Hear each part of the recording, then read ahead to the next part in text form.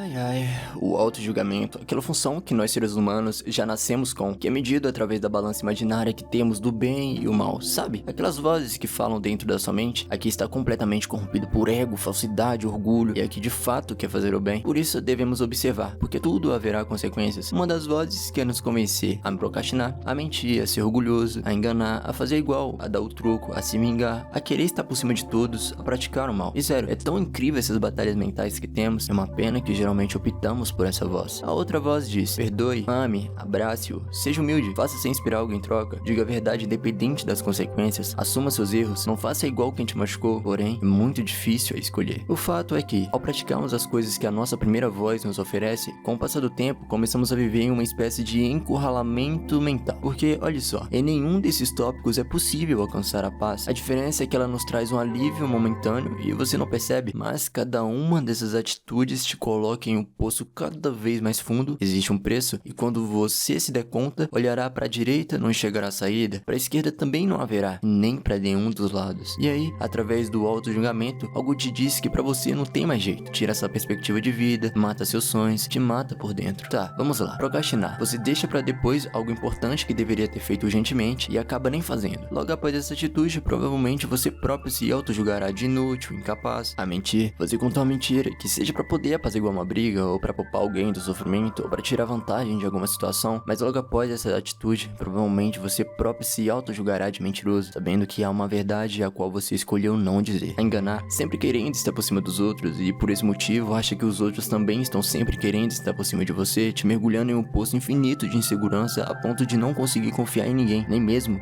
nas que você ama. A dar o troco, literalmente buscar se vingar, corresponder o mal com o mal, e depois de concretizar a sede, perceber que não serviu de nada e que agora você carrega o peso nas costas de ter feito mal a alguém. E o pior de tudo é que chega uma hora que você já não consegue mais escutar a voz do bem porque normalizou o mal, mas não normaliza as consequências. E a voz do bem, ela consegue te salvar através das atitudes e das boas ações. Tudo mudará.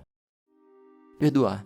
Perdoar é uma atitude tão difícil, mas tão confortante. No momento é tão complicado, mas imediatamente a ferida cicatriza e você atrai paz pra si, ao contrário de quando você alimenta o ódio. E um fato interessante sobre o perdão é que você também precisa se perdoar. Seja humilde.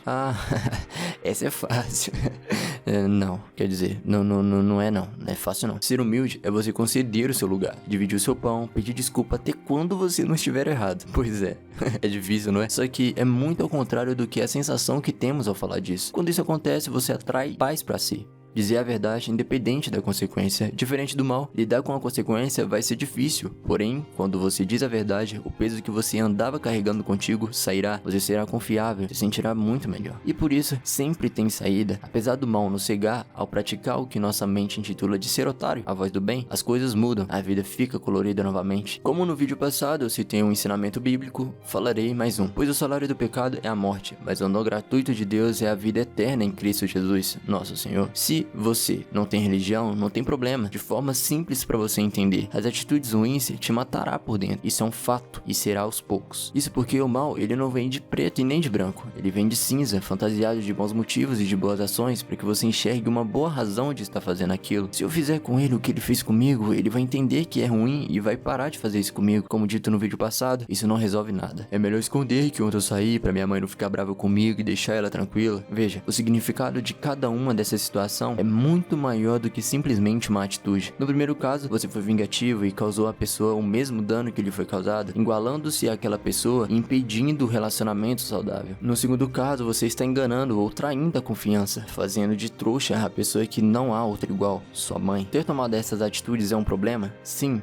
Claro, mas sabe a balança imaginária? Quando você quer mudar suas atitudes, você tem que excluí-la da sua vida, pelo menos inicialmente, pelo fato de ela te convencer de que não tem mais jeito. Porém, tem. E quando você começa a viver no espectro do bem, significa que você nunca mais mentirá? Não. Ou que você nunca mais vai enganar? Não. Que você não vai mais procrastinar? Não. Significa que essas atitudes já não fazem mais parte da sua conduta. Então, quando você fizer algo de mal, saberá que não você, mas a sua velha pessoa que praticou aquilo. E por estar vivendo no espectro do bem, tomará a decisão correta de, se for uma mentira, dirá a verdade. Se for enganação, pedirá perdão. Se for procrastinação, aceitará que errou e fará realmente diferente na próxima oportunidade. verdade. Eu sei, não parece possível, não é? É sobre isso o próximo vídeo. É possível praticar sempre o certo? O versículo a seguir foi retirado do livro de Romanos 7. Será a base do próximo vídeo, porém diz tudo sobre esse vídeo aqui. E agora eu vou te pedir uma coisa. Encare o termo pecado como a prática do mal, e o termo morrer como encurralamento mental, não ter perspectiva, morrer por dentro. A lei como os ensinamentos que te acusam do erro, porque para você entender que está no erro, tem que haver o certo. A lei diz que mentir é errado, portanto dizer a verdade é o certo. O evangelho, através do batismo e do arrependimento, nos livra da lei, porque agora somos guiados pelo Espírito de Deus e não somos mais escravos do pecado. Então, fiquem com os versículos, pois quando éramos controlados pela carne, as paixões pecaminosas despertadas pela lei atuavam em nossos corpos, de forma que dávamos fruto para a morte. Mas agora, morrendo para aquilo que antes nos prendia, fomos libertados da lei, para que sirvamos conforme o novo modo do Espírito, e não segundo a velha forma da lei escrita. Que diremos então?